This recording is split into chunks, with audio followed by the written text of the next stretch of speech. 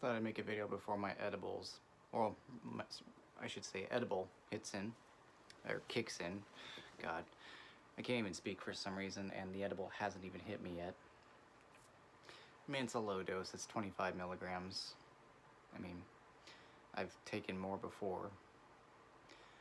But today was slow at work. I didn't feel much in terms of like an overall bad mood.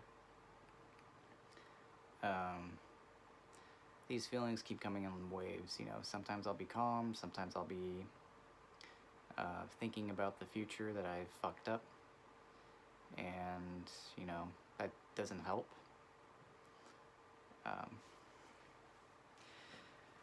I decided to leave my car parked at work and walk across the street to the gym because I just did not feel like going into the parking lot, parking at the gym, then trying to get out of there and go through the neighborhood to get back home, because I know, well, I do know the way back home from the gym. It's just, I don't like that route versus the other one I could have taken, so I was stuck behind a motorcyclist though, going like 10 below the speed limit, so I was just kind of cruising, you know, maybe 40 feet back, trying not to like speed up and potentially hit this guy. So you know, he could have been going faster, point being made. So, you know, coming from a new driver, which is crazy, but today didn't do too much at the gym. I did, you know, I warmed up with 185 pounds for the bench press, then I did 215 for 6. I might have been able to get 7. Then I did 225 for 4. I might have been able to get a 5th rep, but that was kind of iffy. Then I did 230 for 3. Mind you, I did not eat much today, and I'm probably down to 172 now. I'd be amazed if I'm even still at 173 or 174. But, you know, most of my strength is in my legs, not my upper body, so it seems. But other than that, that was pretty much all I did for chest. I mostly did shoulders today, so nothing crazy. It was pretty mild in the gym today. And, you know, overall, the people who have commented on their stories, you know, sorry to hear you're going through similar situations. You know, especially some of you who gave the long story. You know, I can understand why you did the things you did. I mean, granted, those thoughts are also on my mind, but I just don't feel like doing those things. I'm of course not referring to any comment explicitly, because, you know, for the sake of, you know, just some privacy, but, you know, I guess so to say, I don't, like, the thought of sleeping with other people has not crossed my mind, because I don't care about that. You know, I'm not trying to sound cliche, but I'm probably one of the rare few guys that actually genuinely cares about a human connection. But, you know, like my relationship has shown, I am just not ready, because apparently I still have a lot of pain to deal with.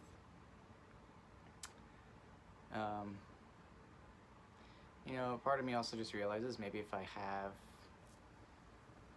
you know, a job that at least pays somewhat enough and have a roommate or roommates, then I could get by just fine, because I'm more of a social person, it seems.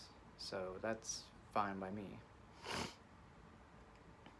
But, you know, the thing, like I mentioned this before, the thing that did cause me severe stress in my relationship, my previous relationship, so to say, is, you know, we were going to get married, and at the same time, I was unemployed.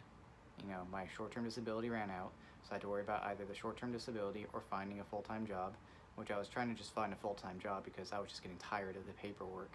Seriously, I would rather have just worked a job that at least gives me a paycheck than just continue to go through, you know, one provider after another, since I have multiple providers, and in the hopes of getting a paycheck.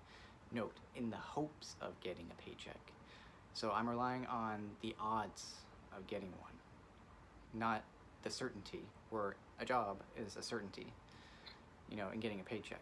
So Then on top of that, we wanted to find a house or a condo, and I knew that was going to wipe out our savings, and we would have no nest egg, no safety net, which stressed me out as well. So there were all these things compiling together, and it just caused me to blow up completely. And hence the situation I find myself in, which doesn't make the situation any better, because now all those things have compounded and exploded, and now I am sitting here in the aftermath.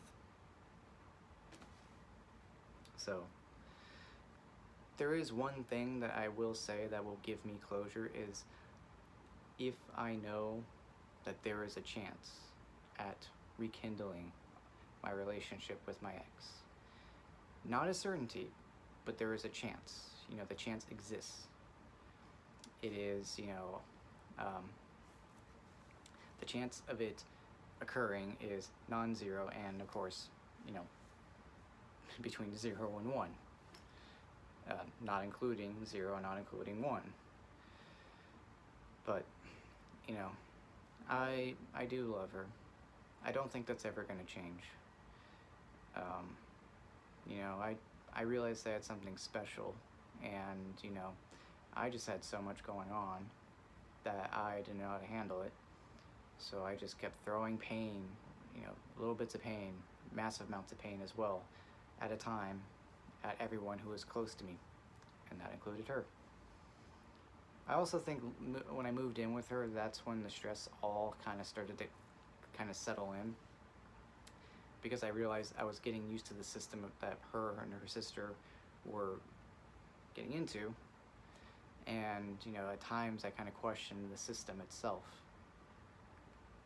I mean, this is not to insult them, this is not to bash them, this is just me saying that I did not get used to someone else's way of living very well.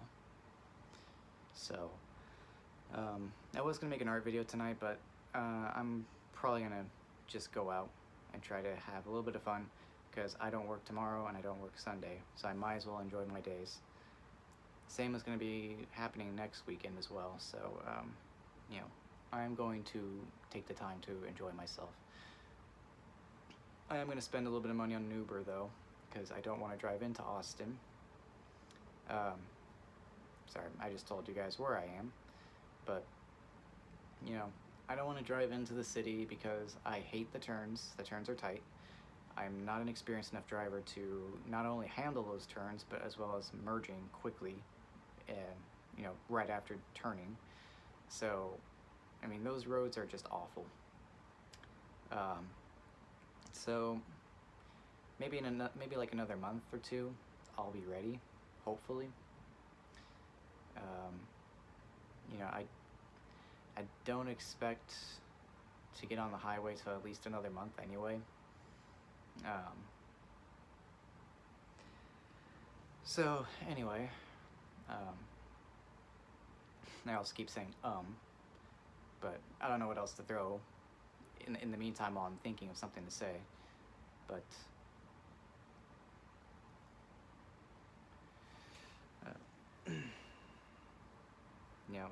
I was going to say something, but I guess I just lost the thought.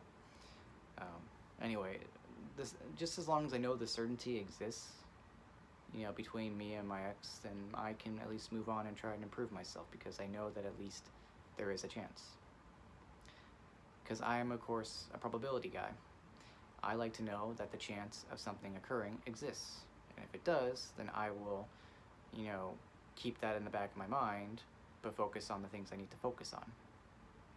I'm not sure how to actually message her that, and I know we're going to meet face to face again, because I need to give her something that belongs to her, because I bought her a Lego Van Gogh set, but I have the Van Gogh minifigure, because originally I wanted to keep it and eventually wait till the price goes up and maybe sell it, but now that's not the case because it is hers. Because either way, at some point I was going to buy another Van Gogh minifigure, but doesn't matter. But I'm going to give her the figure whenever she comes by, and maybe we'll go for coffee. That is a big maybe. I don't know if she would even be up for that, because our first date was getting coffee, so there's that as well.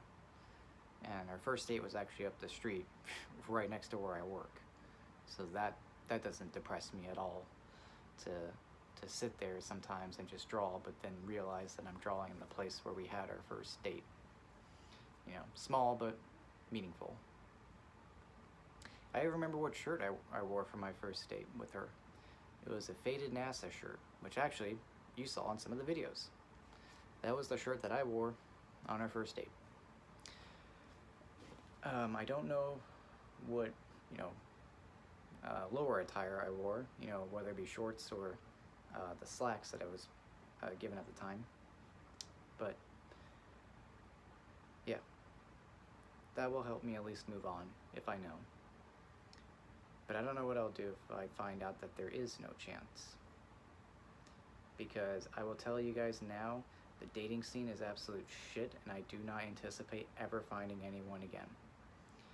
I may be extroverted, but I am not the one to go and approach people and talk to them immediately. Usually I mind my own business and draw or do something in the corner, like read a book. And not even a fiction book, usually it's just a fucking math book or physics book, like a goddamn nerd that I am. But, you know, I don't expect anything. So that's why I keep gravitating towards that timeline that I've been speaking of. Because my patience with life is running very, very thin. Because it's not even just this breakup as well. It's the fact that it has been 7 fucking years since I've encountered the death of my family, and I still have not fully healed. How much fucking longer do I have to wait until I'm actually fully better? That is the question. I am not going to wait that much longer. So, you know, you be the judge. 7 years plus 2, 9 years total waiting. Do you think that's a long enough time? Let me know. Anyway, a little bit of an ending rant there about how I feel. So, anyway, I'm going to cut it here, and I'll talk to you guys later. Bye for now.